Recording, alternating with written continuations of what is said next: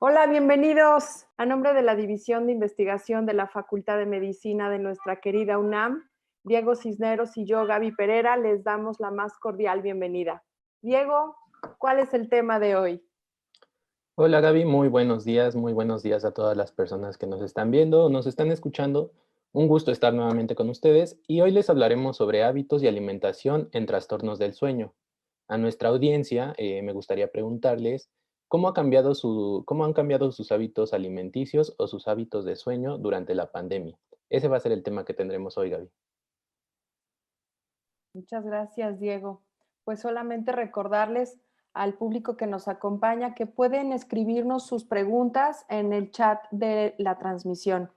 Y bien, pues vamos a comenzar dándole la bienvenida a la doctora Carolina Escobar Briones. Ella es profesor titular C, definitivo del Departamento de Anatomía de la Facultad de Medicina de la UNAM. Ella es nivel 3 del Sistema Nacional de Investigadores. Desde el 2010 funge como coordinadora de investigación en el Departamento de Anatomía y ahí mismo tiene su laboratorio en ritmos biológicos y metabolismo. Actualmente es la presidenta del capítulo mexicano de la Society for Neuroscience. Su línea de investigación se enmarca en un área de prioridad internacional abordando las neurociencias, los ritmos circadianos y los mecanismos para la ingestión de alimentos. Ha dirigido 24 tesis y 4 más vienen en curso, 165 publicaciones, 2 libros, 30 capítulos en libros y 11 memorias en extenso. El reconocimiento a su investigación se refleja en más de 3,000 citas. Además, más de 150 invitaciones a impartir conferencias magistrales y simposios en foros nacionales e internacionales. La doctora Carolina pertenece a la Academia Mexicana de Ciencias desde el 2000 y a la Academia Nacional de Medicina de México desde el 2011. Bienvenida, doctora. Muchas gracias, buenos días. Buenos días. Bienvenida, doctora Carolina. También está con nosotros una persona que ya nos ha acompañado en otras emisiones de Serendipia y es el doctor Ulises Jiménez Correa. Él es licenciado en psicología, maestro en psicobiología y ambos grados fueron obtenidos en la Facultad de Psicología de la UNAM. Es doctor en biología experimental por parte de la UAM, Iztapalapa, y pertenece al Sistema Nacional de Investigadores nivel 1. Actualmente es psicólogo clínico, investigador y autor de Estudiantes de la Clínica de Trastornos del Sueño de la Facultad de Medicina de la UNAM, la cual dirigió de 2014 a 2018. Bienvenido, doctor Ulises.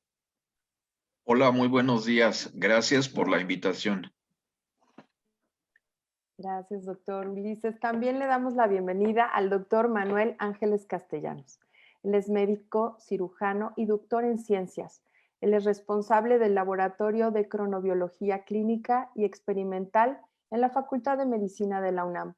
Su línea de investigación desde el punto de vista clínico se ha enfocado en la aplicación de estrategias de sincronización a nivel hospitalario, utilizando la manipulación del ciclo de luz-oscuridad en pacientes, en adultos mayores para disminuir el desarrollo del delirium intrahospitalario y en recién nacidos pretérmino para favorecer su ganancia en peso. Este último tema le ha dado la oportunidad de colaborar con centros hospitalarios en diferentes estados de la República.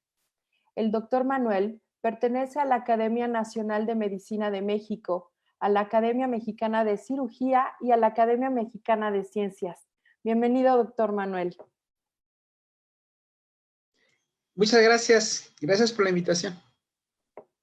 Pues bien, bienvenidos y bienvenidas a todos nuestros especialistas. Y para meternos un poco ya de lleno al tema, vamos a comenzar, y es que durante la contingencia por la COVID-19, muchos de nuestros hábitos han sufrido cambios. Dormir pocas horas y alimentarnos fuera de nuestros horarios convencionales son ejemplos de todas estas modificaciones que ha sufrido nuestra cotidianidad. Gaby, tú vas a comenzar con la primera pregunta. Así es, Diego. Pues es para la doctora Carolina. ¿Cómo es que nuestro organismo, nuestro cuerpo, se entera del paso del tiempo?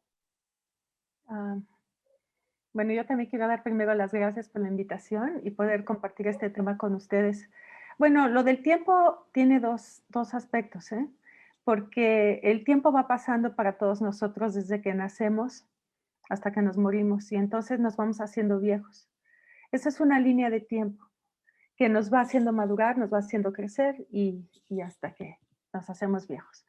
Pero hay otra forma de tiempo que nos afecta diariamente a todos y que son los ciclos de día y noche. Entonces, dentro de su pregunta, yo quisiera entender más bien eso. O sea, ¿cómo sabemos cómo sabe nuestro cuerpo qué es de día y qué es de noche? Este ciclo de día y noche es importantísimo porque nosotros no tenemos la misma intensidad de actividad cuando estamos despiertos de día que cuando estamos dormidos y estamos descansando. Y esto implica que también nuestro cuerpo, toda nuestra fisiología, todos nuestros órganos y sistemas se tienen que adaptar para darnos una mayor eficiencia, para que seamos suficientemente eficientes de día cuando estamos despiertos y haciendo cosas, o suficientemente eficientes de noche que estamos dormidos para descansar y repararnos y aprovechar ese momento de descanso. La manera en que nos enteramos de que es de día o es de noche es a través de nuestros ojos, porque vemos la luz o vemos la noche. Sabemos que esa es la señal más importante que está siguiendo nuestro cuerpo todos los días, la luz y la noche, la luz y la noche, lo cual va a ser muy importante para poder mantener bien los ritmos que les llamamos ritmos circadianos, que son los ritmos de día-noche, día-noche. Pero hemos aprendido que también hay otras señales que puede estar leyendo nuestro cuerpo. Por ejemplo, ¿estoy muy activo o estoy descansando? Y entonces el cuerpo lo interpreta y dice, estoy muy activo, debe ser de día. Estoy descansando, debe ser de noche. De allí que los ciclos de actividad y descanso son muy importantes que coincidan con el día y la noche. O sea, de día activos, de noche descansando. Y hay otra señal que en los últimos 10, 15 años nos ha mostrado a los investigadores que hacemos cronobiología, que es importantísimo, y es la hora de la comida. ¿Por qué? Porque muchos de nuestros órganos van a ver los cambios metabólicos que suceden cuando comemos y los toman como una señal de tiempo. Y entonces comer de día, los órganos y nuestro cuerpo interno va a entender, estoy recibiendo energía, estoy comiendo, es de día. No estoy comiendo, estoy en ayunas, debe ser de noche. De manera que estas tres señales, el día, la noche, o sea, luz, oscuridad, actividad, reposo, comer y no comer, se deben coordinar para que el cuerpo esté perfectamente entendido cuándo es de día y debe generar mucha actividad en todo nuestro sistema o cuándo es de noche y debemos descansar. Entonces, esa es la manera en que vemos nosotros el tiempo. Doctora Carolina, a mí me gustaría preguntarle, ¿qué son los genes reloj y cómo funcionan en nuestro sistema? Bueno, pues resulta que como esto que les acabo de platicar de poder ajustarse al día y la noche, viene desde que existe la vida en el planeta. En todas las células de todos los organismos se generaron una serie de genes que se llaman genes reloj. ¿Les puedo compartir mi pantalla? Un momentito Sí, para claro, mostrarles adelante. una imagen. Ajá. Ujú. Bueno, miren, en esta imagen les quiero mostrar que lo que se llama los genes reloj. Aquí está mostrado el núcleo de una célula y afuera está su citoplasma. Entonces hay una serie de genes que se leen, o sea, se transcriben, se dice, se leen y producen sus proteínas una vez cada 24 horas. Estas proteínas circulan por el citoplasma y le dan señales a todas las células de que deben realizar alguna función. Poco a poco estas proteínas se van degradando y desaparecen y entonces el gen tiene que volver a generar nuevas proteínas y volverlas a hacer. Este ciclo lleva exactamente 24 horas. Y entonces de esta manera estos genes se comunican su señal de tiempo a las células y les están dando ciclos de 24 horas. Esto se dio debido a que en la evolución fue muy importante que todos los organismos se adaptaran a estos ciclos de día y noche. Y entonces ahora sabemos que como estos genes relojes están en todos los órganos y en todas partes del cuerpo, pues en realidad todos los tejidos, todas nuestras partes del cuerpo funcionan como un relojito que mide el tiempo en 24 horas. Ahora, ¿qué es importante de estos relojitos? Que necesitan funcionar coordinados y para eso tenemos un reloj en el cerebro que manda señales a todas las partes del cuerpo y les dice, ¿saben qué? Estoy viendo la luz o estoy viendo la noche. Pero además, las señales metabólicas de que comimos o no comimos también van a impactar a todas las células y van a estar diciéndoles, ¿sabes que estoy comiendo? Debe ser de día. O no, no estoy comiendo, debe ser de noche. Y entonces, pues estos genes reloj van a ser importante que estén coordinados en todas las células para que el cuerpo pueda funcionar adecuadamente.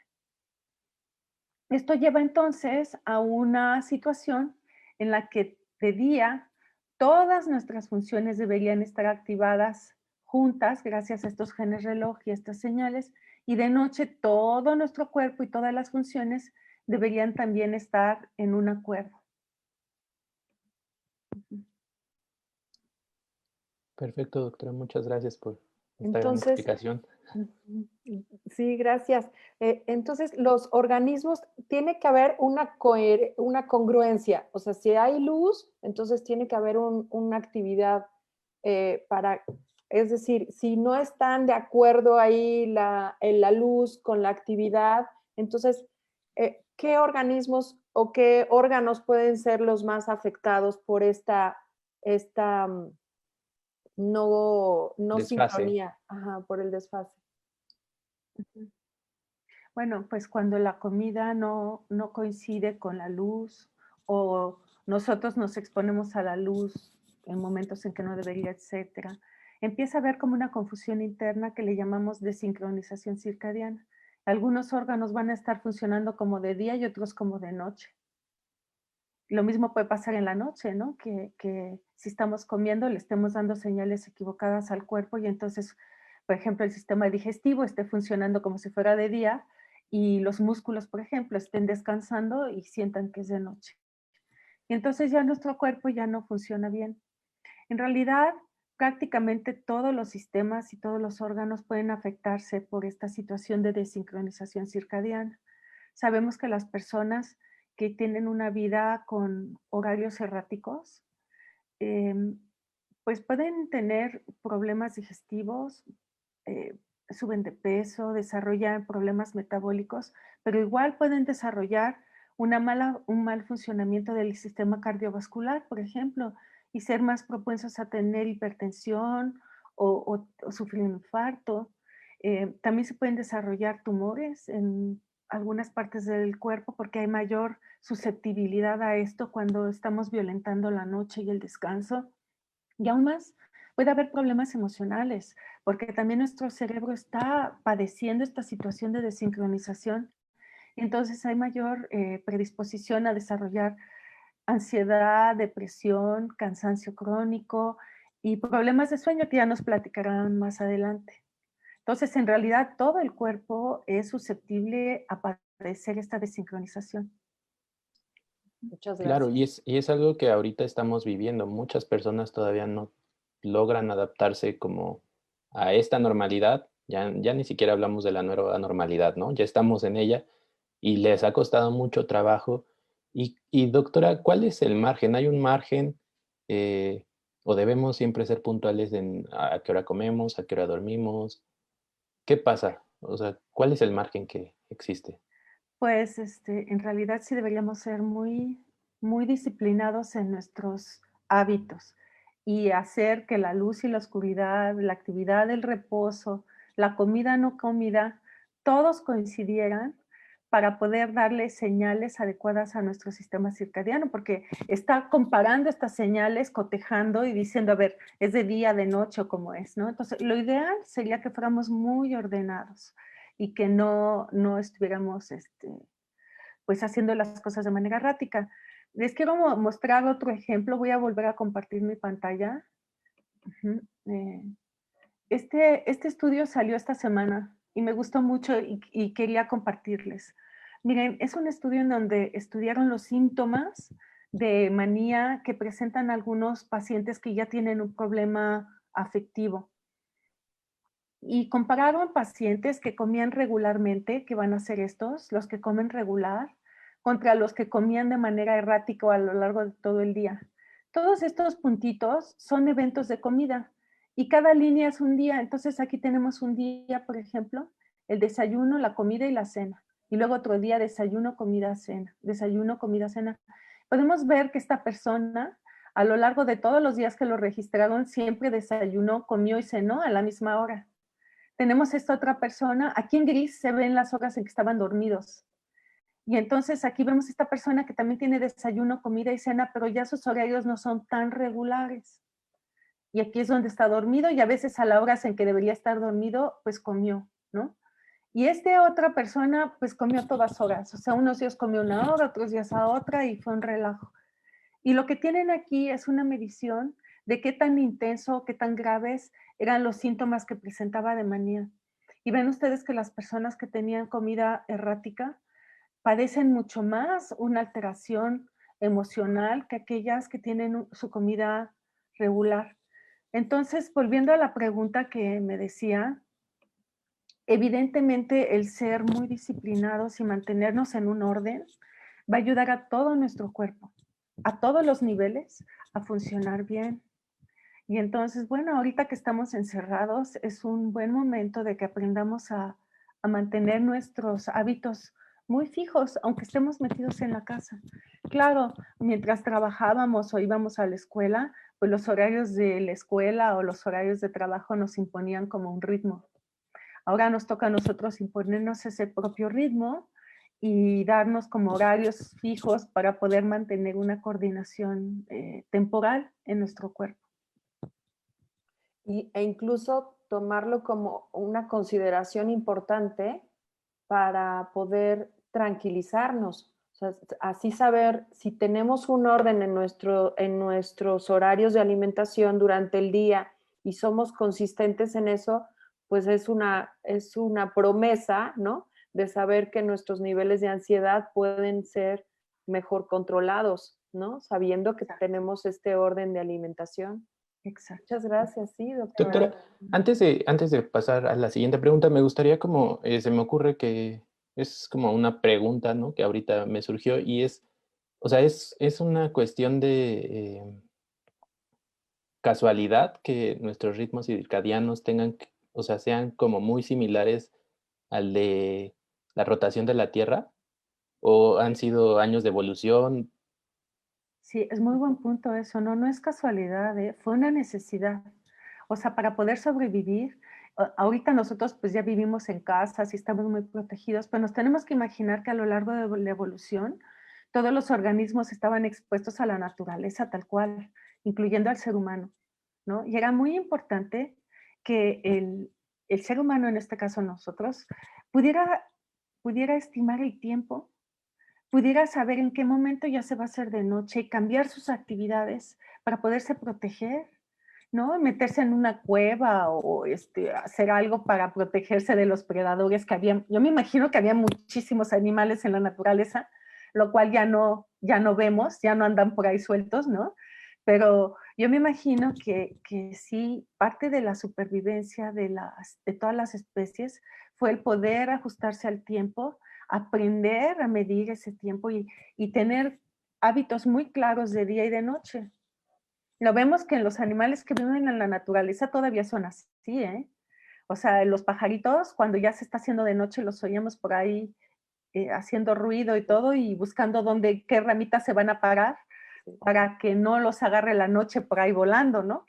Entonces yo creo que sí fue una necesidad evolutiva. Perfecto, muchas gracias. Como cuando canta ya el gallo en la mañana, pues arriba, arriba. Muy bien. Pues una pregunta para el doctor Manuel. Hablando de esto del día y de la noche, ¿qué efectos tiene la luz sobre la salud o la enfermedad? Sí, muchas gracias. Sí, yo creo que es muy importante, y retomando esto que decía la doctora Escobar, ¿no? Los mecanismos adaptativos son muy importantes, esta parte del ciclo luz-oscuridad, porque no nada más es la luz, sino también la oscuridad, como decía Carolina, el día y la noche. Entonces, esto, pues es muy importante para mantener la salud. Esto nos permite, estas señales de tiempo, que son dos señales muy importantes, cuando amanece y cuando anochece, nos mantiene al organismo, hablando ya específicamente del humano, organizados, podríamos decir, de tal manera que nosotros, para mantener la salud, deberíamos de estar funcionando de manera sincronizada este ciclo, de tal manera que tenemos, por ejemplo, la liberación de hormonas en la noche, muy importantes, por ejemplo, la melatonina, y bueno, esto como decía hace un rato Diego, ¿no? Es así como que ya viene de evolución. Las abuelitas siempre nos dicen, duérmete, porque si no, no creces. ¿Y qué pasa? Realmente en la noche se está liberando la hormona de crecimiento, ¿no?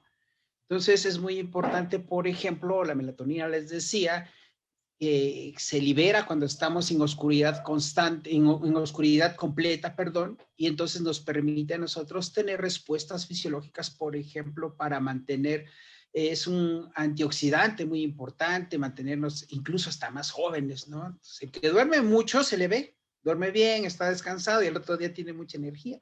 De tal manera que tenemos mucha organización hormonal. Cortisol es el que nos hace despertar, ¿no? Nos hace despertar, pararnos, ir al baño, ¿no? Tenemos generalmente necesidades fisiológicas como es el ir a orinar, ¿no? Entonces, y así se organiza el cuerpo, de tal manera que tenemos esta parte fisiológica que se puede comprender como una organización sana cuando tenemos organizados todas estas actividades obedeciendo a las señales temporales.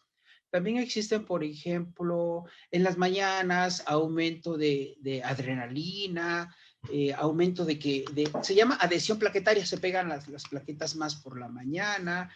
Y bueno, entonces todo esto trae como consecuencia que también tengamos algunos síntomas, algunos signos de enfermedad también organizados. Podríamos decir, por ejemplo, y los que nos hemos dedicado a la medicina y hemos tenido la oportunidad de estar en hospitales, sabemos que los trabajos de parto hospitalarios los vemos al inicio de la noche, ¿no? Y los partos espontáneos por la mañana. Los infartos, por ejemplo, están organizados, generalmente se dan más en la mañana obedeciendo a este aumento de adrenalina y adhesión plaquetaria. Se dan por la mañana antes de las 12 del día, los lunes en invierno. Entonces, era una organización temporal bien interesante, ¿no? Y lógicamente, lo que decía la doctora Escobar, retomando esto, que cuando se pierde esta alternancia o se desobedece al ciclo luz-oscuridad y estamos en condiciones de desorganización, por ejemplo, en los ambientes hospitalarios, ¿no? Ese es uno de ellos, por ejemplo, ¿no? Nos trae pues consecuencias pues, en la enfermedad, ¿no?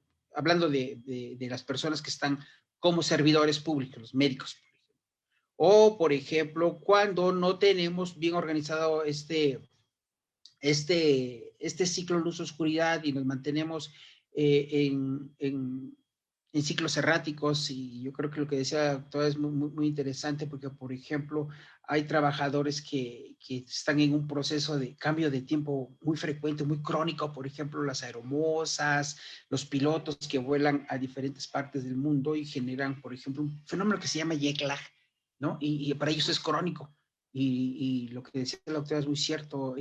Se ha reportado que en estas sobrecargos, por ejemplo, aumenta, por ejemplo, el riesgo a cáncer, el riesgo a cáncer cervicouterino, el riesgo a cáncer de mama, por ejemplo, por esta desorganización. Entonces, es muy importante, yo diría, no tanto la luz, yo creo que es la sincronización, luz, oscuridad, ¿no? Y que muchas veces el problema es que nos mantenemos en condiciones constantes de iluminación.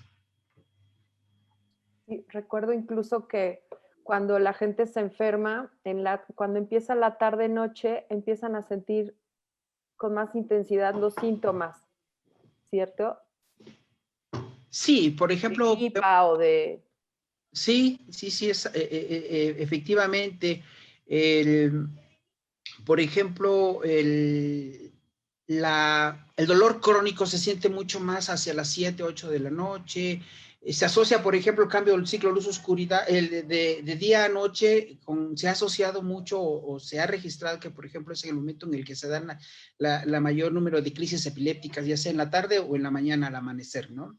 Okay. Las enfermedades de gastritis, ¿no? En medicina se les llama a todo este grupo de enfermedades acidopépticas, ¿no? Gastritis sobre todo se da hacia las 10, 11 de la noche, ¿no? Pero también hay cosas positivas, por ejemplo, el mayor efectividad de consumo de oxígeno y mejor respuesta del sistema muscular se da para la tarde. Por eso se recomienda, por ejemplo, que los ejercicios de tipo aeróbico se hagan después de las 5 de la tarde, ¿no? Y generalmente los hacemos por la mañana. Entonces, todo esto, desde 1971 más o menos, se ha estado modificando con es un término que se le dio y que mucha gente ya lo lleva a cabo, sobre todo en Europa, que es la cronomedicina, ¿no? Que es esta parte de darle mucha importancia a la organización temporal del organismo, ¿no? Entonces, eso lo podría comentar. A mí me gustaría preguntarle, ¿es posible cambiar estos hábitos? O sea, pensando en las personas que tienen que trabajar de noche, ¿es posible cambiar todo este ritmo? Y si sí, ¿cuánto tiempo tardaría un organismo aproximadamente? Bueno, más bien un individuo en cambiar todo su ritmo.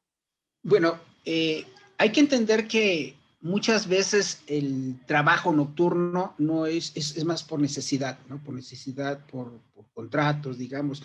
Tenemos, por ejemplo, el ejemplo de maquiladoras que tienen que estar sacando muchísimo producto y tienen que estar ahí los trabajadores, los médicos, ¿no? Algunos médicos tienen turnos, entonces es más por necesidad que por gusto, podríamos decir. De tal manera que habría que entender que muchos de los síntomas se dan en los primeros meses o primeros años cuando se establece ese tipo de trabajo nocturno o ese tipo de trabajo rotatorio. La gente se va adaptando, digamos, al tipo de trabajo. Sin embargo, a nivel de atención, ¿no? de medicina del trabajo se dice o se sabe que se pueden realizar algunos ajustes muy particularmente de cada trabajador cuando llega a casa, por ejemplo, cerrar cortinas completamente oscuras y tratar de poder descansar, casi tratar de hacer una inversión del ciclo luz-oscuridad artificial. Pero sabemos nosotros que es bien difícil. Por ejemplo, una mamá que trabaja en la noche y llega en la mañana, pero tiene a los niños que tienen que prepararse el lunch, bañarlos y mandarlos, pues viene descansando. Las enfermeras, me estoy refiriendo generalmente, tienen terminan descansando a las 12, 1 de la tarde para levantarse a las 7 y volverse a ir al hospital, ¿no? Y estas gentes o estas personas, en este caso enfermeras, yo tengo esa experiencia, tuve la oportunidad de pesar por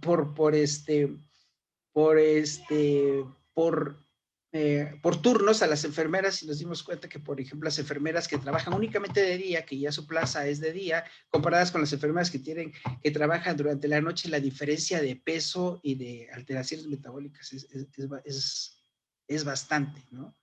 Con relación a que las enfermeras que trabajan de noche, y lo decía la doctora Escobar, tienen mayor peso e incluso tienen problemas metabólicos, ¿no? Como intolerancia a la insulina, a la glucosa, perdón. Perfecto, doctor. Muchas gracias. Entonces, pues para bajar de peso y para sentirnos más sanos, también tenemos que considerar el tiempo y la distribución de nuestras actividades durante el día para poder guardar menos grasa. Eso es lo que estoy entendiendo, porque sí. Esto se convierte en grasa acumulada. Sí, exactamente. Mira, yo creo que es muy importante, y retomo nuevamente, porque lo que dijo la doctora es que es muy, muy importante. ¿Sí? Si nosotros comemos en la noche, y lo vemos con las enfermeras, con los médicos, trabajadores nocturnos, siempre a las 12, 1 de la noche hay una colación, le llamamos en los hospitales, ¿no? Pero el sistema digestivo está adquiriendo toda esa energía, pero no la estamos gastando como si fuéramos de día, de tal manera que esto hace que tengamos mayor acumulación de energía, que se convierte lógicamente en grasa. Ahora bien, últimamente, yo creo que en los últimos 5 años, si no me equivoco, se ha estado dándole mucha importancia se llaman ventanas temporales de alimentación, ¿no? Ujú. De tal manera que entre más cerrada esté la ventana de alimentación y que esté durante la fase de día, es mucho mejor, y únicamente con eso la gente se ve que disminuye de peso. Doctor, y antes de que entremos con el doctor Ulises, pareciera que no es suficiente la actividad que tenemos durante el día ahora en la pandemia, ¿no? O sea, podemos ver que hay trastornos con el sueño y con nuestras actividades de ritmos biológicos. ¿Cuál sería la afección más marcada que usted ve por los ritmos que hemos cambiado por la pandemia? Bueno, sí, es que estamos como decía hace un rato Diego, en una normalidad que nos ha venido a trastocar todo, ¿no? Porque bien o mal teníamos una organización que era levantarnos, llevar a los niños a la escuela, irnos al trabajo, un horario de entrada, un horario de salida. Esto se ha trastornado de tal manera que en los primeros meses de pandemia, y mucha gente aún sigue en esa rutina, era muy difícil establecer horarios, ¿no? De tal manera que establecer un horario en casa muchas veces es difícil. Primeramente, habría que ver el tipo de familia que tenemos. Si es una familia chica, pues es mejor, o es más fácil, digamos, porque hay también familias extensas. De tal manera que el mantener horarios de alimentación, por ejemplo, muchas veces es difícil porque estamos viviendo en lugares cerrados. Por ejemplo, los que vivimos en la Ciudad de México, que estamos en departamentos pequeños, pues está cerca la cocina, ¿no? Está cerca del refrigerador. Entonces, y como está uno encerrado y hay este proceso de que comentábamos hace un rato de alteración incluso psicológica, ¿no? De sentirse encerrado, busca uno incluso comer por necesidad de sentirse bien, recordando que los carbohidratos, los dulces, los chocolates te hacen sentir placer, ¿no? Entonces, pues lo primero que haces es ir al refrigerador a ver qué hay, ¿no? O buscar una manzana. Entonces se pierden estas señales temporales digestivas, es muy difícil hacer ejercicio, ¿no? Entonces, en lo que se ha estado recomendando, y nosotros, en un trabajo que estamos haciendo con la doctora Escobar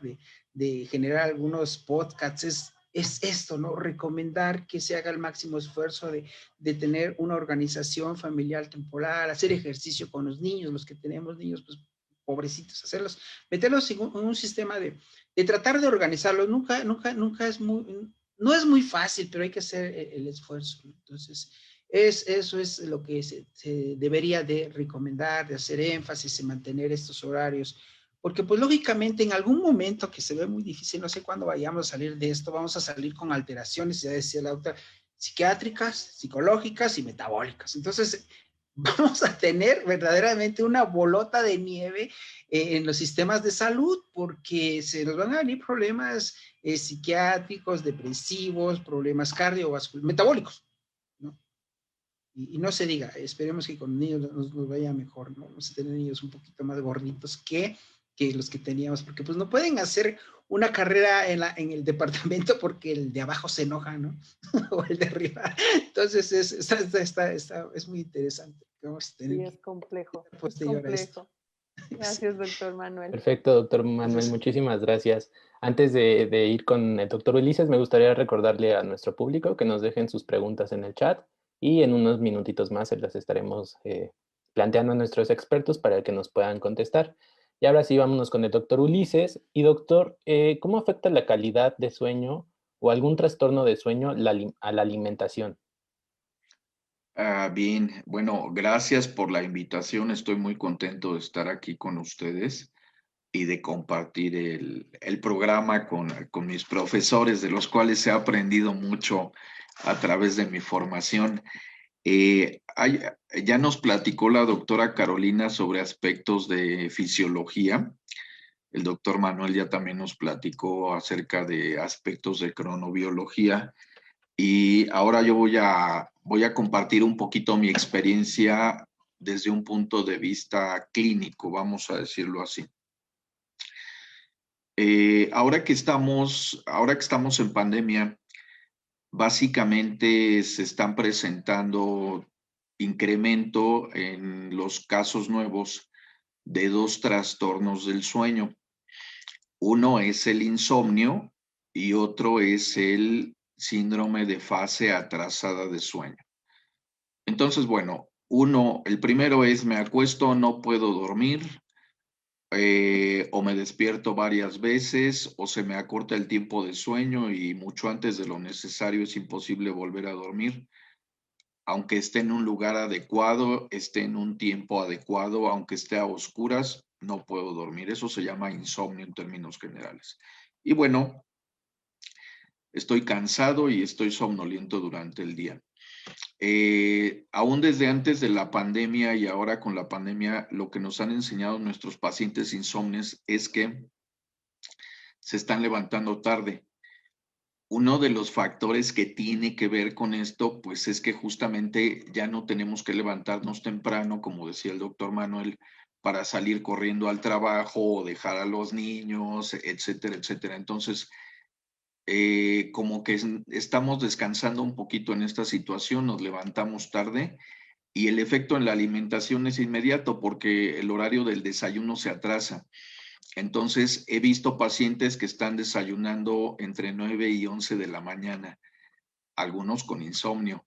Pero bueno, si desayunamos tarde, viene otra consecuencia, se atrasa mi horario de comida o me la brinco. Entonces, esa situación también es interesante porque de manera consecuente va a afectar sobre el horario de la cena. Algo que estoy viendo últimamente con mis pacientes insomnes es que están cenando muy tarde. Entonces, una cena pesada, grasosa, condimentada, a veces después de las 11 de la noche, algunos de mis pacientes están cenando a la 1 de la mañana, se convierte justo en uno de esos factores que contribuye con que se vuelva a dificultar el inicio del sueño y se vuelve a presentar el insomnio. Entonces, un poquito retomando la idea de mis compañeros en este panel, justamente si duermo mal, se van a atrasar estos horarios de consumir alimentos y nuevamente se cierra el círculo en la noche y vuelvo a dormir mal. Fase atrasada de sueño se refiere a tener un horario más o menos un par de horas atrasado para empezar a dormir y para levantarnos. Un par de horas en relación a lo socialmente habitual. Pero una cosa es un par de horas y otro tema es que algunos de mis pacientes, sobre todo adolescentes y adultos jóvenes, se están durmiendo a las 5 o 6 de la mañana y se están levantando a desayunar a las 2 de la tarde. Entonces, a ellos no se les acorta tanto el tiempo de sueño, pero están durmiendo de día.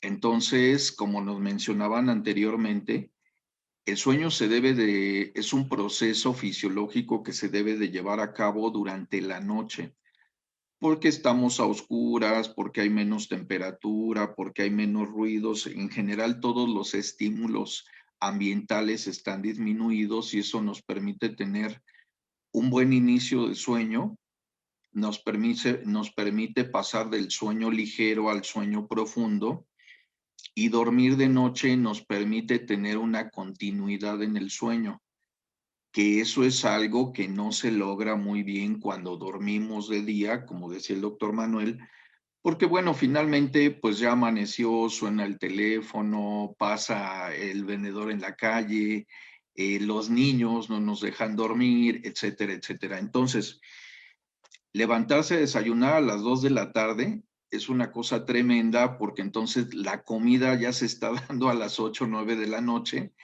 y hay algunos de mis pacientes que cenan a las 5 o 6 de la mañana. Entonces vean cómo está invertido completamente el ciclo de sueño y aquí no es nada más el impacto sobre los horarios de alimentación. Tienes clases en la mañana, no puedes atenderlas. Tienes que trabajar en la mañana, no se puede. Y bueno, pues riesgo de accidentes por estar manteniendo o tratando de hacer cosas somnoliento por la mañana, si tienes que salir a manejar, etcétera, etcétera. Quiero mencionar que otra de las complicaciones de los trastornos de sueño tiene que ver con el consumo de algunos productos que se utilizan, entre comillas, como paliativos.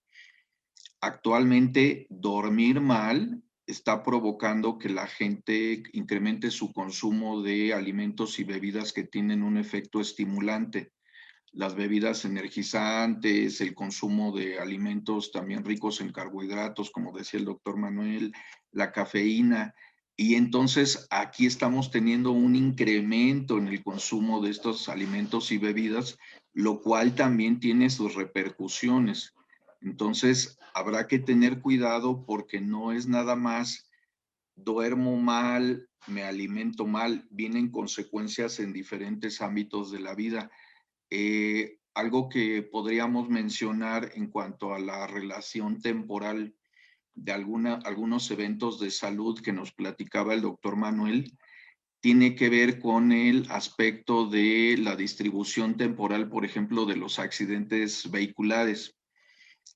Cuando teníamos un ritmo sueño-vigilia, vamos a decir, más o menos adecuado, la mayor necesidad de sueño se presentaba en la madrugada, entre las 2 y las 4 de la mañana, y un poquito en la tarde, entre las 2 y las 4 de la tarde. Y en esos horarios, coincidentemente, había un incremento en el número de accidentes vehiculares. Se presume que era por ese incremento de la necesidad de sueño. Quiero suponer que ahora que tenemos la fase de sueño más o menos invertida, y atrasada, quiero decir, pues también estos horarios de accidentes estarán teniendo cambios importantes, pero todas estas consecuencias en accidentes, en consumo de diferentes alimentos, etcétera, etcétera, tienen mucho que ver con que se ha perdido esta regularidad en horarios para dormir y horarios para estar despierto. Perfecto, doctor, muchas gracias. Gracias. Pues a mí me gustaría preguntar, por qué si en cada, entiendo que tenemos como estos relojitos internos, ¿no? Y entonces el reloj de la luz nos, ya sea por oscuridad o porque está la luz presente, nos induce al descanso. ¿Por qué la gente lo extiende? ¿Por qué tendemos a pasar, a vivir la noche como si entonces empezar a desfasar estos ciclos de alimentación y de actividades y hasta provocarnos? ¿Se puede provocar el insomnio o viene solito? Bueno, no necesariamente viene solito. Mucho de nuestra mala calidad de sueño y de nuestro insomnio es consecuencia de nuestro estilo de vida. Así como nos mencionaba hace rato la doctora Carolina, que el principal estímulo ambiental que va a sincronizar al sueño con la noche es la oscuridad. Eso es un estímulo ambiental, pero también existen sincronizadores de orden psicosocial. Y estos son nuestros horarios fijos para llevar actividades, pero que ya ahorita los tenemos perdidos. Es decir, el ejemplo más, más clásico. Aquí a un lado de casa tengo una iglesia. Todos los sábados a las 7:30 de la mañana sonaba la campana para la misa de las 8. Y nuevamente a las 10:30, y nuevamente a las 12:30, y nuevamente a las 5:30. Y entonces ese estímulo ambiental, esa campana, era parte del tener una idea clara de cómo iba avanzando el día. Y lo mismo nuestros horarios para entrar a trabajar en la mañana, y los horarios de los niños en la escuela, los horarios para hacer deporte, lo que tuviéramos que hacer. Pero hemos perdido esa necesidad de levantarnos temprano y de cumplir con actividades psicosociales en horarios específicos. Entonces, justamente nos vamos desfasando. Hay otro factor que es bien importante. Como estamos en cuarentena, también estamos disminuyendo o hemos disminuido nuestra exposición a la luz natural durante el día. Quienes viven en espacios pequeños, en departamentos donde tienen poca entrada de luz natural, que se están levantando tarde, que tienen las cortinas o las persianas cerradas, pues bueno, la estimulación luminosa les está llegando ya un poco tarde y este es otro factor que dificulta el inicio de la vigilia en un horario adecuado. Y viene otro factor más de orden fisiológico en el sentido de que el ritmo sueño-vigilia es circadiano, pero no es exactamente, no mide exactamente las 24 horas, dura algunos minutos más. Entonces, aquí, al existir ese incremento en la duración del ritmo circadiano y al no tener la posibilidad de levantarnos diario en un horario específico, temprano, ese es otro factor que viene a contribuir con el desfasamiento del ciclo de sueño. Y bueno, ya les digo, los factores de orden psicosocial, si en este momento no tenemos necesidad de levantarnos temprano o a lo mejor trabajamos en el turno vespertino o vamos a la escuela en la tarde, aunque sea en línea, bueno, pues entonces viene el tema de me quedo en redes sociales después del turno de la escuela, luego hago un poco de tarea, luego ceno en la madrugada, me levanto tarde y ese factor también tiene que ver con esto. Perfecto. Doc, yo quiero que nos diga una neta. A ver, la población mexicana históricamente tiene una mala calidad de sueño y una mala cultura del cuidado del sueño. Pues yo no tendría elementos para decir que solo es la cultura mexicana o solo nuestra sociedad mexicana.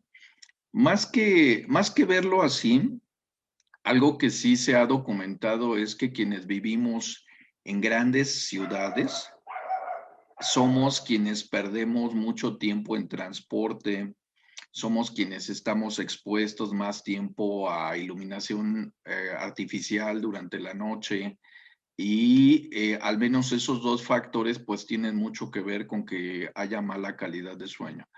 Te pongo el ejemplo clásico, alguien de mis pacientes entraba a las 7 de la mañana a la Facultad de Medicina de la UNAM, que está en el sur de la Ciudad de México, pero iba desde Cuautitlán. Entonces, en transporte público, pues ese trayecto implicaba que se tenía que levantar a las 4 de la mañana, arreglarse como podía, iba comiendo lo que podía en el transporte público y bueno, pues en la tarde regresaba a 8 o 9 de la noche a hacer tarea, a cenar, etcétera, etcétera. Entonces, estaba durmiendo 4 horas por noche, claro. El lunes, el martes quizás no había tanto problema, pero del miércoles en adelante pues ya no era funcional. Entonces, más que como una sociedad mexicana, yo te podría decir, en quienes vivimos en grandes ciudades, estamos más expuestos a la privación de sueño por desperdiciar tiempo en el transporte público y también estamos más expuestos a lo que es la contaminación lumínica. Actualmente se habla del exceso de iluminación durante la noche y bueno, las consecuencias que esto puede tener en diferentes ámbitos de la vida. En relación a los seres humanos, bueno, hay una publicación sensacional en la que se reporta que simplemente con irte a pasar un fin de semana de camping en el que no tengas exposición a tu computadora, a tu televisión, no hay energía eléctrica y te pases 2 noches a la semana, pero 2 noches en completa oscuridad, eso ayuda a que el inicio de la semana duermas bien. Entonces, bueno, es un poquito bajarle a la estimulación luminosa brillante desde antes de acostarnos para que eso nos permita dormir y bueno, reordenar nuestras actividades para tener un tiempo adecuado para estar en cama. A veces la gente se queja de insomnio, pero en realidad es una privación voluntaria de sueño porque se acuestan a dormir a las 12 de la noche y se tienen que levantar a las 4 o 5 de la mañana para ir a trabajar. Y bueno, finalmente, pues todos tenemos que cumplir con una cuota de sueño. Aclaro que las 8 horas de sueño cada noche, eso es un mito. Puede variar, puede ser un poquito más, puede ser un poquito menos, dependiendo de nuestra edad, nuestro sexo, condición de salud, etcétera. Pero definitivamente dormir menos de 6 horas cada noche, eso sí ya es una deuda de sueño que se puede convertir en algo crónico y bueno, las diferentes consecuencias en la salud que ya platicamos. Perfecto, doctor, muchas gracias. Pues ya tendremos que hacer el plan para el camping. Ah, Eso sí, sí, definitivo. nos va a ayudar muchísimo. Y yo quiero hacerle una pregunta a los tres. En una situación ideal, ¿cómo debería de ser nuestro horario? O sea, ¿a qué hora deberíamos de despertarnos un poco antes para tener un buen desayuno? ¿Cuánto debería de durar este desayuno? ¿Cuántas horas después deberíamos de hacer una comida? O si es correcto que hagamos las 5 comidas durante el día para que logremos tener esta sincronización correcta biosocial como debería de ser. ¿Qué opinan? ¿Cómo debería, qué sugerencia nos pueden dar? Doctora Caro. Yo quisiera comentar que hay una serie de estudios nuevos que mencionaba brevemente el doctor Ángeles sobre el mantener una ventana de alimentación. También le llaman ayuno intermitente. Se ha visto en estudios recientes que el desayuno, para empezar, es muy importante, pero el desayuno tiene que coincidir con el inicio del día. Entonces, justamente el doctor Ulises nos decía que un problema muy grave ahorita en la gente joven es que su día empieza a las 11, 12, 1 de la tarde, ¿no? Y que entonces el desayuno es súper tarde. Y lo que se ha visto es que el desayuno debe empezar con el día, pero no con el día que nosotros escojamos, sino cuando empieza la luz. De manera que entonces el desayuno debería ser temprano, para que en nuestros relojes internos reciban la señal luz, comida, actividad, junto. Ajá. Ahora, cuando se hace de noche y está oscuro, ya no debería haber comida. Estas personas que nos estaba diciendo el doctor Jiménez justamente de que están cenando a las 12, 1, 3 de la mañana. Lo que le está sucediendo a su sistema circadiano es que está recibiendo señales de noche desde muy temprano, porque se está haciendo de noche como a las 7, 7 y media, ¿no? Entonces ya el sistema circadiano está diciendo, ok, ya empezó la noche, ya empezó la noche. Pero resulta que la última comida llega como 5 horas después. Entonces no hay una coincidencia entre el día y la noche, la comida y la no comida. Entonces estos estudios de las ventanas temporales lo que están proponiendo es que la comida se debe restringir a las horas en que hay luz. Ok. Punto. O sea, no importa qué hora te vayas a dormir. Poco a poco la hora de dormir se va a ir acomodando, se va a ir acomodando, se va a ir moviendo. Y en el momento en que se hace oscuro, ya no debes comer. Entonces, el que se levantó a las 3 de la tarde, pues qué pena, ¿no? Su última comida debe ser cuando empiece la noche. Punto. Y ya no debe comer más tarde. Esto poco a poco le va a ayudar a ir ordenándose. Y entonces, claro, inicialmente su ventana de temporal va a ser muy, muy corta. Y yo lo vi ahora que empezó la pandemia, mucha gente me preguntaba y le decía, "Ay, ya no comas cuando salga de noche. Oye, pero ¿cómo voy a cenar? Mi última comida a las 7, pues sí, la última comida a las 7. Y de momento cuesta mucho trabajo y la gente te dice, es que me da mucha hambre, es que no puedo. Pero poco a poco se van adquiriendo nuevos hábitos. Se va mejorando todo el hábito de actividad, de despertarse, de dormirse. Ya esta persona no se va a dormir tan tarde porque ya no va a comer nada en lo largo de la noche. Y entonces estas ventanas temporales de alimentación están resultando muy efectivas para acomodar los ritmos circadianos e inclusive para mejorar la calidad de sueño. Y por consecuencia la salud, la Claro, calidad todo el bienestar de la del persona. bienestar. Ujú. Yo había leído recientemente porque la serendipia pasada la tuvimos con la doctora Iriarte y hablamos sobre diabetes. Entonces, leyendo sobre el síndrome metabólico, explicaban que después de las 6 de la tarde, 7 de la tarde, lo ideal era solamente tomar té líquidos para que el cuerpo fuera como relajándose, finalmente como cerrando el día. Entonces, a lo mejor para las personas que nos están escuchando, pues están acostumbradas a cenar tipo 8, ¿no? O los niños, justo antes de dormirlos. También esta ingesta puede dañar el hábito del sueño de los niños e inmediatamente después de cenar se van a acostar. ¿Cuánto tiempo antes deberían de acostarse los niños? No, de cenar los niños antes de acostarse para que tengan una buena calidad de sueño y reparen y el crecimiento también. Unas 3 horas, unas 2 horas, y que terminen su cena sea puntual a las 7 de la tarde para que tengan todo ese tiempo de digerir y poder dormir a las 8. O sea, 1 hora sería suficiente. Quizás un poco más, quizás 1 hora y media, un par de horas, pero depende mucho de qué sea lo que se esté cenando. Recién compartiendo un poquito con la gente que se dedica al tema de la nutrición y la dietética, Uh-huh. algo que estábamos revisando es que ahora, por ejemplo, se considera que una cena rica en proteínas, vamos a decir un buen bistec, un buen corte a las 8 o 9 de la noche, imposible dormir, ¿eh?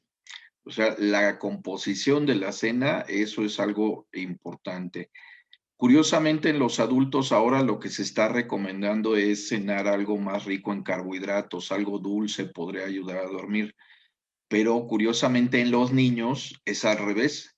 Un niño que consume carbohidratos se activa y ya no se va a dormir, ¿no? Entonces ahí también tiene mucha importancia el aspecto de la edad.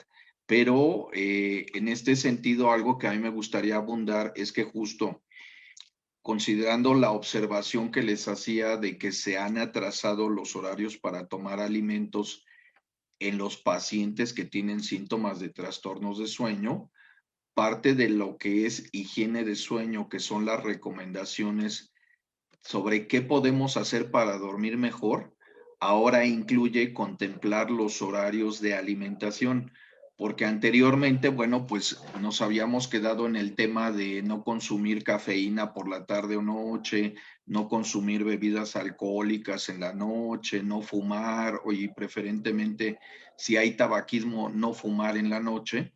Pero ahora también en términos de alimentación, lo que se propone justo es lo que decía la doctora Carolina.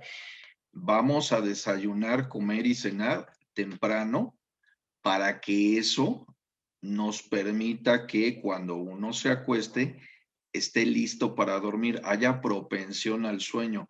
Pero siempre se lo digo de manera práctica a los pacientes, si cenas tarde y pesado, no vas a poder empezar a dormir en un horario regular. Ese es el punto.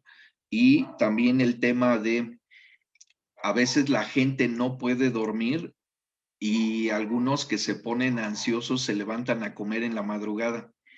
Ese es un tema muy, muy particular en algunos pacientes insomnes, pero justo levántate, baja a la cocina, prende la luz, prepara algo, pues ya te activaste. Y justo ese es uno de los factores que le indica a tu cerebro, no, ya despiértate. Y por eso uno ya no puede continuar con el sueño. Entonces también hay que evitar esta situación de levantarse a comer en la madrugada. Podría ser quizás tomar un par de tragos de agua si es que tenemos la boca seca, una cosa así, como para calmar ese estímulo de la sed, pero bajarse a preparar algo y alimentarse a las 3, 4 de la mañana es uno de los factores que ahora se les llama perpetuantes del insomnio. Son hábitos o son conductas que no nos permiten recuperar la calidad en el dormir. Pues gracias. Voy a irme rapidísimo a los saludos para responder las preguntas que nos están haciendo a través de Facebook Live. Pues saludos a María Dolores Garibaldi de Guanajuato. Saludos a Liberio Martínez desde Ciudad Valles en San Luis Potosí, en la Huasteca Potosina. Saludos a Ulises Medina, Lisette Pérez y a Natalia Pérez, que nos ven desde Inés León. Y a Wii Volador, que siempre nos acompaña. Muchas gracias, Wii Volador. Diego, ¿qué preguntas? Pues bien, vamos a comenzar con las preguntas del público. Quien nos quiera contestar, le pido que nos levante la mano para otorgarle la palabra. Y Ulises Medina nos pregunta, ¿qué pasa con el sueño o el ritmo circadiano en personas que viven en países que tienen pocas horas de luz? ¿Existe desincronización en el organismo? ¿Quién la quiere contestar?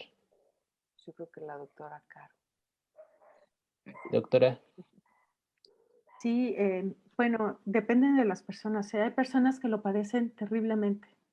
Por ejemplo, se sabe que sobre todo en personas mayores, pero también en personas que tengan propensión, se desarrollan muchos problemas mentales, sobre todo depresión, por la falta de luz. En países que están cerca de los polos, ¿no? En invierno las noches son extremadamente largas y la exposición a la luz es muy poquita. Y además, mientras hay luz, es una luz muy tenue, porque el sol está muy inclinado y entonces no es un sol brillante como el que tenemos ahorita, sino son días grises, seguidos de una noche larguísima. Y entonces estas personas son muy propensas a padecer depresión, entre otras cosas. Y lo que se hace es pedirles a las personas que se sometan a luces adentro de su casa, que es luz artificial, pero se generan un tipo de lámparas muy intensas para simular un poco el día. Entonces, por ejemplo, en la tarde, que a las 4 de la tarde ya está oscuro, se les dice que prendan estas lámparas intensas para engañar un poquito al sistema circadiano y que el sistema circadiano piense que el día sigue, o sea, que el día es más largo, ¿no? Entonces, sí, efectivamente puede ser una situación difícil para muchas personas. Hay otras personas que se adaptan por alguna razón que habría que explorar mejor, porque algunos se adaptan bien y otros no. Pero lo que es cierto es que sí, la falta de luz natural puede ser un factor muy importante para generar depresión y problemas de estado de ánimo. Gracias, doctora. Natalia Pérez nos pregunta, ¿de qué manera afecta la luz de los celulares, de la televisión, etcétera, antes de dormir? Adelante, doctor. Gracias, gracias. Y gracias por los saludos a todos nuestros amigos, compañeros de trabajo, ahijados y demás. Qué gusto que estemos aquí trabajando todos y aprendiendo un poquito. Vamos a ver este tema de los celulares desde un punto de vista histórico. Quienes somos de generaciones previas o pertenecemos a generaciones previas, pues no teníamos celulares y el enemigo del sueño era ver la televisión acostado antes de dormir.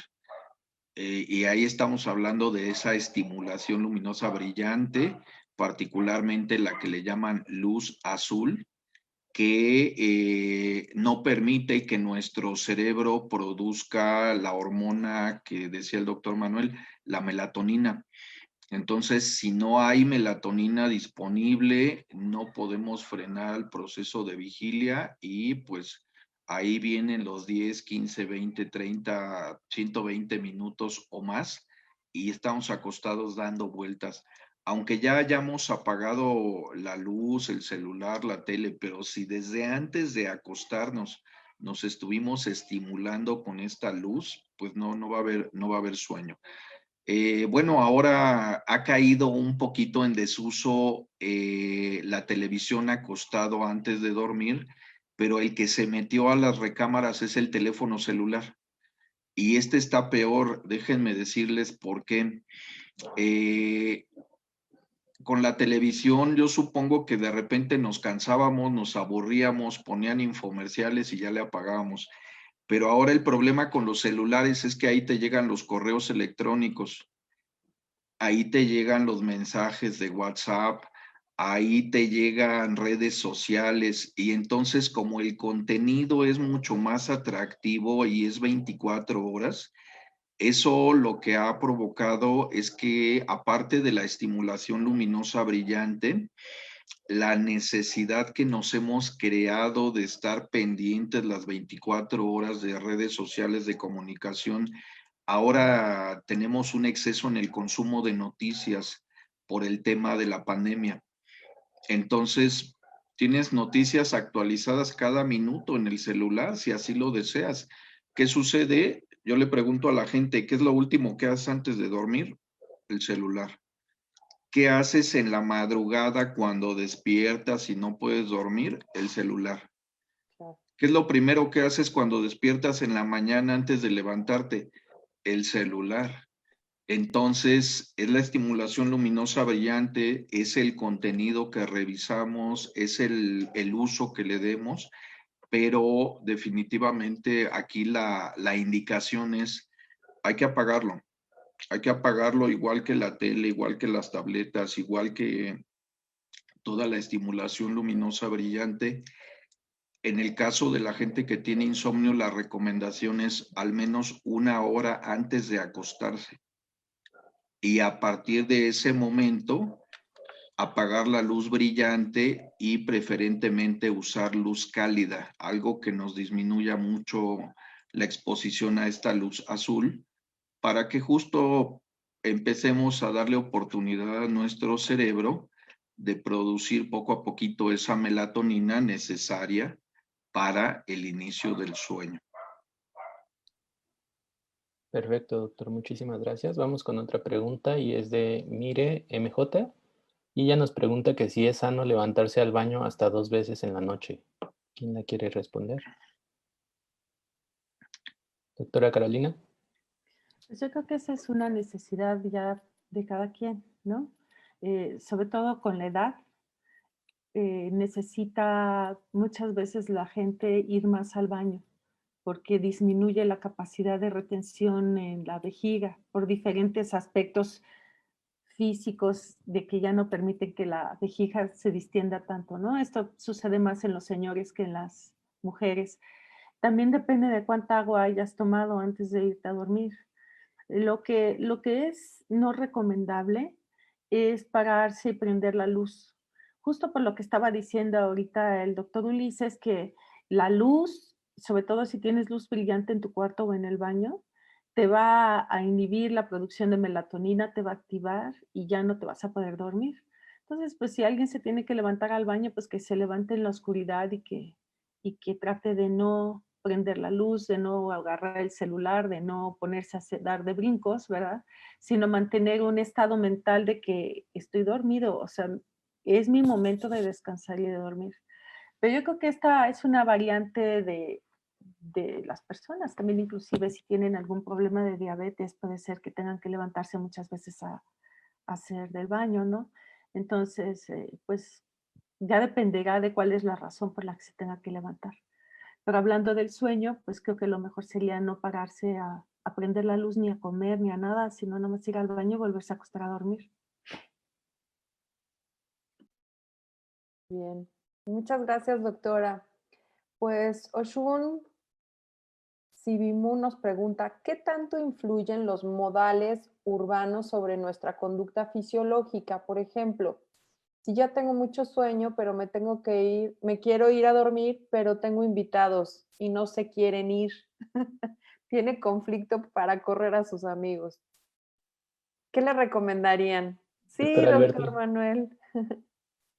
Sí, gracias. Yo creo que esta parte psicosocial es muy importante porque, pues sí, estamos viviendo, como decía el doctor Ulises, una etapa juvenil o de juventud diferente, ¿no? Ahora los chicos se exponen más a esta parte de salidas o fiestas, enfiestarse sábado, domingo, no digo de viernes, sábado, incluso hasta domingo. Y esto hace entonces muchas veces que se generen fenómenos que se conocen como un jet lag social, un problema de ir retrasando el sueño y como dice el doctor, siempre hay una cuota que pagar, ¿no? Entonces, sí es muy importante que es bien difícil para los chavos, nosotros lo vemos y dicen, no, nosotros vivimos aquí enfrente de Facultad de Medicina y ahorita por lo menos no hay fiestas porque no están en sus departamentos los chicos, pero aquí se rentan muchos departamentos para estudiantes y no te imaginas desde jueves, viernes, sábado, ¿no? Las fiestas que hacen a los chavos, ¿no? Entonces, pues sí, lo ideal es, yo creo que yo le recomendaría aquí al chico que pregunta que él organice las fiestas en su casa, ¿no? Y si quiere una fiesta, que vaya a la fiesta del amigo y ya cuando se canse se vaya a su casa. Porque pues sí, ¿no? Entonces entra todo este problema social de que, pues bueno, los invito a mi casa, pero se van temprano, ¿no? Pues está difícil, ¿no? Y sí, existen muchas otros señales, ¿no? Que es una de ellas lo que decía el doctor Escobar, la contaminación lumínica. Nosotros en la ciudad, está bien difícil acá en la casa de ustedes, en el departamento donde estamos viviendo, son las 12, 1 de la mañana y se ve la luz o pasa el carro, ¿no? Después de las 11 se oye que pasan los trailers, ¿no? Que cruzan aquí el eje y dicen, no, no puedes, porque hay muchas señales, muchas señales, pues ambientales que te vienen y aunque quieras tú organizarte bien, te perturban el sueño, te hacen despertar, te hacen entrar en este problema de no poder conciliar el sueño. En el caso del problema de fiestas, ¿no? Lo ideal sería, pues poner límites. Yo creo que siempre se puede hablar con los amigos, siempre se puede decir, ¿sabes qué? A las 11, a las 10, a las 9 yo me tengo que dormir porque tengo que trabajar mañana, tengo que estudiar. Y bueno, los amigos que lo entiendan y lo acepten, pues tendrán que aceptar el oye, ya vete, ¿no? Porque tengo que dormir. Sí, bueno, en otras culturas sí hay un horario de inicio y un horario de fin de las fiestas, ¿no? Te invito a mi casa de tal a tal horario, ¿no? Y a veces, pues al principio puede ser como medio sorpresa, pero creo que funciona muy bien también, una sugerencia. Bien, vamos con... Sí, doctora Carolina, ¿quiere sumar algo? Y yo quisiera comentar esto que decía la doctora Gaby, porque a mí me ha pasado cuando voy a congresos en otros países y esto, que te dan una invitación que dice de 8 a 10. Y es impresionante. A las 10 en punto, agarra la gente sus cosas y se empieza a despedir y se van. Porque yo siempre lo he visto como algo subjetivo, ¿no? Bueno, a las 10 y estamos aquí muy entrados en plática, aquí nos quedamos otro ratito, ¿no? Muy dentro de nuestra cultura mexicana. No, no, no, allá la gente 10 en punto se empiezan a despedir y se va todo el mundo. Y eso es algo que a lo mejor podríamos aprender aquí, ¿no? Perfecto, doctora. Muchísimas gracias. Vamos a empezar con las últimas preguntas para ya empezar a cerrar. Y Lisette Pérez le pregunta al doctor Ulises que si es recomendable utilizar ruido blanco para conciliar el sueño y cuando hay dificultad. ¿Y a qué se referirá con el ruido blanco, doctor? Bien, generalmente se conoce como ruido blanco a un estímulo auditivo que es constante y que se ocupa para enmascarar otros ruidos que son los que interrumpen el sueño. Se ha intentado usar, de hecho, en algún tiempo se comercializaron algunos dispositivos generadores de este estímulo auditivo, te ponías tus audífonos y bueno, la propuesta es que eso te iba a ayudar a dormir. No, los resultados no son concluyentes, no son concluyentes a favor del uso del ruido blanco. Sin embargo, lo que sí se puede mencionar es que aquí indispensable es que tengamos una recámara silenciosa.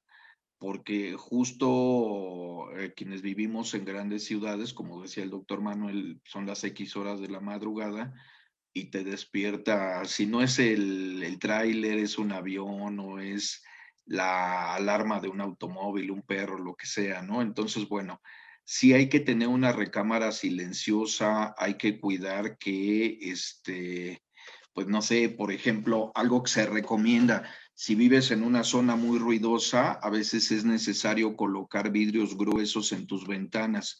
Los vidrios comerciales generalmente tienen un grosor de 4 milímetros, pero una recomendación es que un vidrio de 1 centímetro de grosor, ese va a controlar mucho mejor el paso del ruido. Y así como eso, hay diferentes estrategias que se podrían ocupar. El chiste es cuidar que haya menos estimulación auditiva durante el periodo de la noche. Pero eso es un tema. El otro tema es que cuando tenemos insomnio, somos muy sensibles a esos estímulos ambientales porque generalmente la mayor parte de nuestro sueño es sueño ligero. Cuando estamos en esa fase, cualquier estímulo nos despierta.